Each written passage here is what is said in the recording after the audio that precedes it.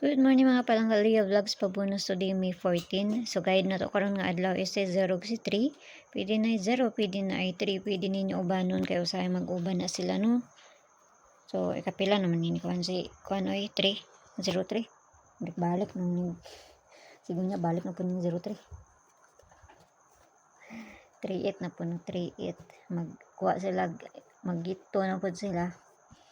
Okay, so per na to gahapon 5-7. Ayaw mo kalimut atong mobalik kay basi mobalik to. So karon nga adlaw 87. Ano itong per today naka-price na siya dito sa Inday no. 870, 871, 872, 873, 874, 875. Sunod niya 877, 878 ug si 879. So kana mamasin sa karon nga adlaw. So ang pabonus sa to gahapon is si itong pabonus to gahapon 525 no. Muna pabonus sa to gahapon. Tapos ang paligas niya ani kay si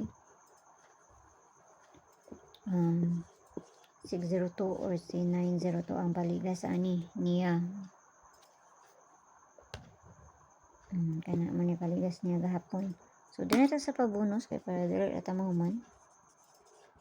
Double niya atong pabonus ha no. Pabonus na to si 050. So mo na atong pabonus. So ang paligas na to ani is ibalik na ko ang kuan.